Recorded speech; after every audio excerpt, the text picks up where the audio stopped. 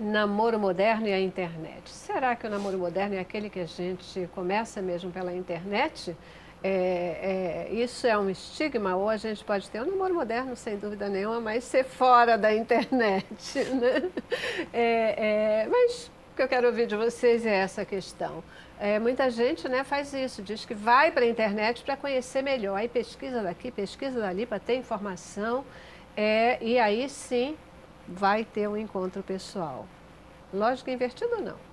Como é que é? Na verdade, depende do que a pessoa está buscando, porque a internet realmente tem ferramentas que o mundo real não nos traz. Então, por exemplo, tem páginas que te sugerem pessoas compatíveis de acordo com seus interesses. Na internet, você termina conhecendo pessoas do mundo inteiro, se você quiser. Você não sai daquele ambiente do seu trabalho, da sua rua, do local onde você estuda, da sua igreja, sai do seu ambiente de relacionamento normal. Então, amplia o leque de possibilidades. E com essas sugestões, essas pesquisas que hoje os sites são capazes de fazer, você termina conhecendo pessoas que gostam das mesmas coisas que você, gostam dos mesmos programas de televisão, das mesmas músicas, das mesmas comidas. Então, em princípio, isso pode te ajudar a conhecer uma pessoa mais compatível. Existe uma afinidade inicial, né? Exatamente. É como se fosse um carimbinho de que aquela pessoa tem relação com você. Mas a gente sabe da vida que muitas vezes as pessoas são muito parecidas, isso não quer dizer que o relacionamento vai ser bem sucedido. Então, sob esse aspecto, pode ser uma inversão de valores, sim, né? Com certeza.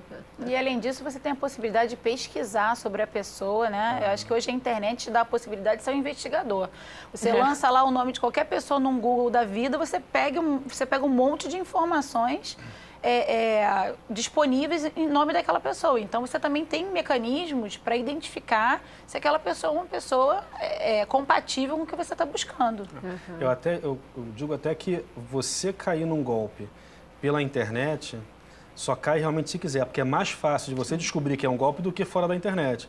Porque o que a Renata falou é interessante. Eu estava uma vez conversando com um amigo, e não era nem sobre amor em Cristo, ele estava falando sobre uma outra rede social, e que, poxa, olha, tem uma amiga minha que está conhecendo um cara pela internet, e ela está achando estranho porque eles trocaram um telefone, só que a foto dele só tem aquela ali, mas sempre que marca de se encontrar, ele não quer encontrar, e aí hora ele atende o telefone, hora ele não atende e tal. Eu falei assim, tá, mas ela já buscou o nome dele, que ele passou para ela?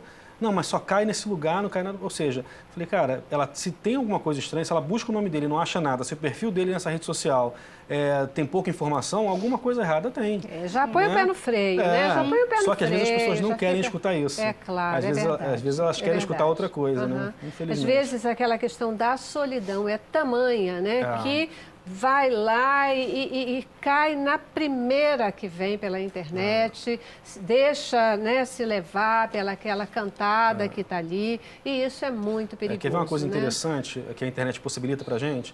Eu estou conversando com alguém que eu conheci pela internet, e aquela pessoa vem com uma história muito bonita, mas que às vezes parece cena de filme.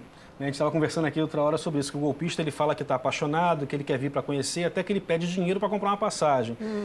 Coloca aquela história no Google ou em qualquer outro site de busca e vê se alguém não já caiu numa história parecida com aquela. Você não precisa falar para a pessoa que você está fazendo isso, mas você entra ali, poxa, essa história está muito esquisita, está com tudo acontecendo. Às vezes você vai encontrar uma história parecida com aquela e fala assim, pô, essa história já tiveram 10 pessoas que caíram nesse golpe, eu não vou ser o 11º. Então, busca antes de entrar em qualquer situação.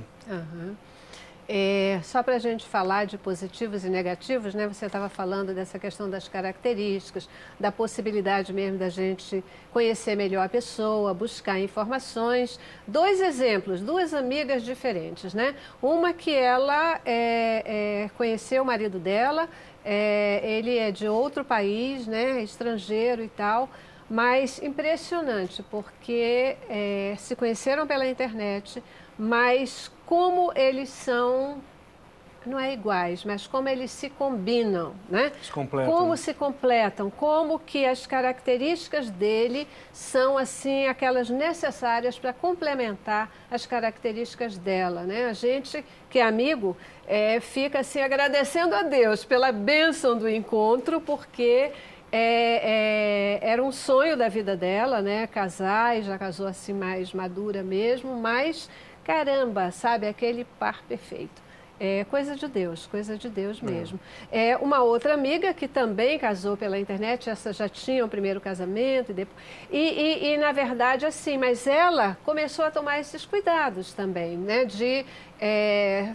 Trabalha em tal lugar, ok, liga para o trabalho, procura saber, um monte de informações, se certificar. Isso não tem problema nenhum, né? Não é desconfiança nem nada. Não, eu acho que é um processo de conhecimento. Um processo de confiança, de segurança, de conhecimento, que a gente deve fazer mesmo. É a exigência do mundo atual, né? Com verdade é essa. Com certeza, né? Para depois não ter. E eu costumo dizer, Celeste, que amar se aprende namorando. Essa é que é a verdade. Então, eu não vejo nenhum óbice que as pessoas se encontrem pela internet, porque o amor é uma construção, né? Essa é que é a verdade. Verdade. E crendo num Deus que pode qualquer coisa, então a gente não pode limitar que o encontro tem que ser dentro da internet ou fora da internet.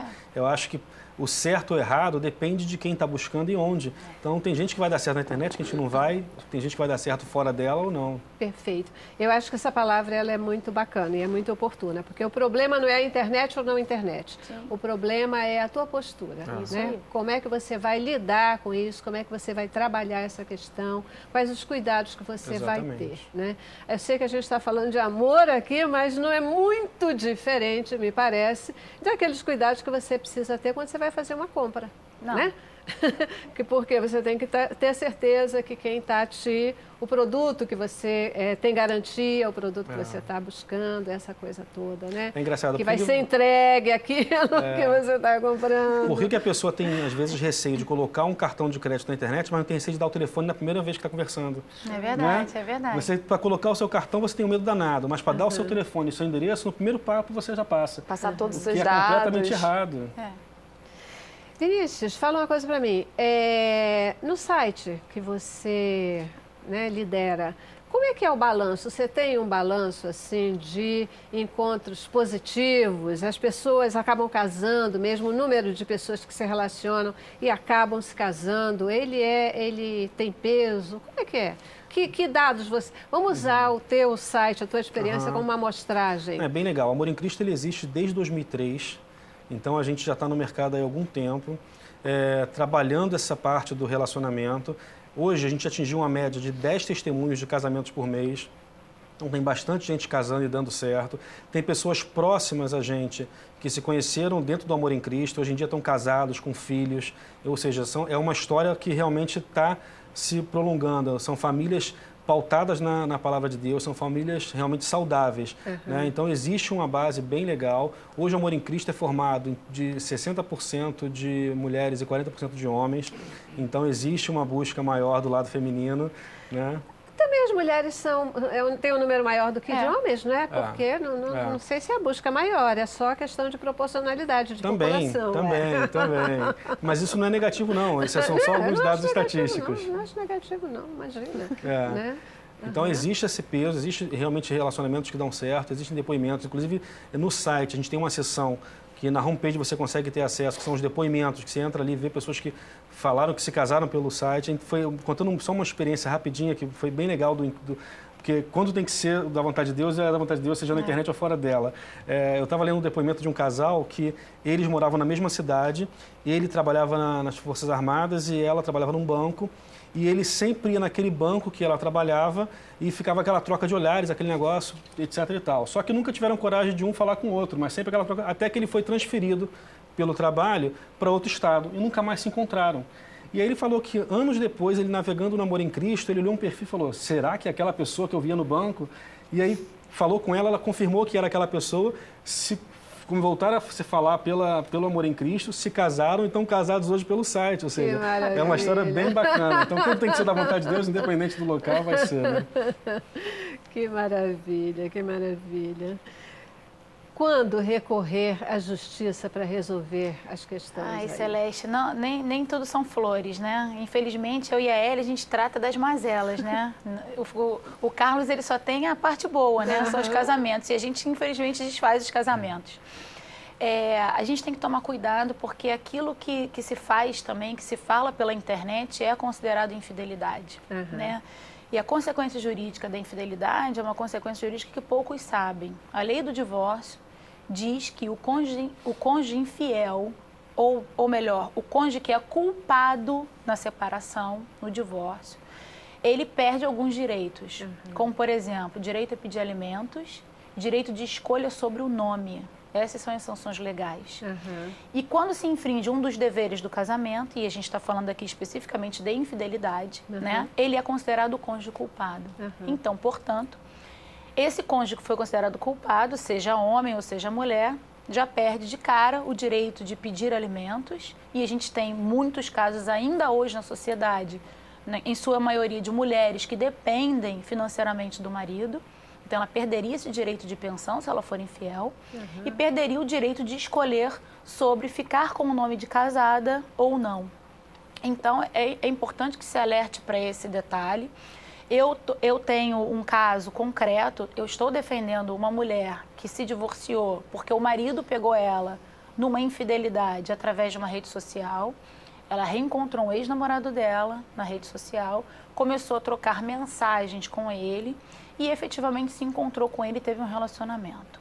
E aí é que vem o ponto nodal da questão, Celeste. Até que ponto você pode considerar uma simples conversa uma infidelidade ou não? A simples conversa para o direito não é considerada uma infidelidade. Ela pode gerar um constrangimento. Inclusive, esse rapaz processou ela por danos materiais e morais, né? Especificamente mais morais até, porque materiais nem deveria caber no caso, mas ele entrou com uma ação de indenização contra ela porque ele se sentiu aviltado na sua honra por ela estar falando com essa outra pessoa nas redes sociais, né? E, na verdade, se essa informação, se essa troca não é divulgada, não há que se falar ainda no moral, porque aí você tem o direito à intimidade ali preservado. O fato é que, no momento em que ela marca o encontro, e o encontro está ali descrito, por escrito, né? Você já tem efetivamente a infidelidade constatada, comprovada. E aí ela virou, sim, a cônjuge culpada no desfazimento do relacionamento, no divórcio, e ela perdeu esses direitos. Felizmente para ela, né, ela é uma médica, enfim, não tem nenhuma necessidade de pedir alimentos para ele, nem tampouco quer continuar com o nome de casada. Mas existem casos que mesmo a pessoa tendo condição financeira, ela se fez profissionalmente com o nome do marido. Então isso é um custo alto, né, para que numa separação você venha a perder. Então é importante que se tome tento para essa situação, porque realmente o que pode unir também pode desunir, né? Perfeito. Eu queria só acrescentar algumas questões em relação a isso, porque hoje em dia tem muitos juízes também que acreditam que mesmo se você for o cônjuge culpado, alguns até nem aceitam esse tipo de discussão, né? No caso concreto, porque eles acham que isso termina trazendo mais desvantagens para aquelas pessoas que estão envolvidas do que vantagens. Então, assim, muitas vezes a pessoa até consegue manter o nome, consegue, dependendo da situação, pedir alimentos, mesmo em casos de infidelidade. Agora, o que hoje em dia também se discute muito é essa questão do dano moral, que, como a colega falou, normalmente você só tem isso em caso de exposição realmente dessa situação. Como a gente tem casos que foram muito divulgados na imprensa, como teve uma moça que chamou a amante, eram amigas, chamou a amante, botou uma câmera escondida e perguntou: mas você então estava com meu marido? E bateu na moça na frente, colocou nas redes sociais. Então é engraçado que muita gente falou assim: não, na verdade quem tem direito a dano moral não é a esposa. Na verdade, nesse caso, o jogo vira, é a amante que foi exposta indevidamente. Então muitas pessoas têm essa sensação de que porque sofreu com uma infidelidade, ganha o direito de fazer tudo e qualquer coisa em razão disso. E, na verdade, não é bem assim. Eu também já tive um processo que envolvia uma esposa que também infelizmente, sofreu infidelidade do marido. Na vida real, eles eram amigos de trabalho, eles não se conheceram na rede, mas ela soube através de troca de e-mails. E o que ela fez? Ela pegou todos aqueles e-mails e mandou para a empresa dos dois. Então, as pessoas ficaram expostas, eles perderam o emprego. Então, assim, muitas vezes a pessoa que sofre as consequências da infidelidade, ela vai com essa sede de quase uma vingança e muitas vezes ela se prejudica e ela termina causando danos morais na amante, no marido, e esses danos podem virar ao contrário, podem ser indenizados. É aquilo que se fala, né? A diferença entre o veneno e o remédio é a dose, né? Exatamente. Então, você tem efetivamente que saber utilizar. A internet pode ser uma bênção, mas ela pode ser também muito prejudicial. E o que se precisa é realmente ter cuidado, né? Eu já vou para o nosso último intervalo, volto aí com tempo de considerações finais. É muito bom poder bater papo aqui com vocês sobre esse tema, viu? Vamos lá. Cabeça pra cima, eu quero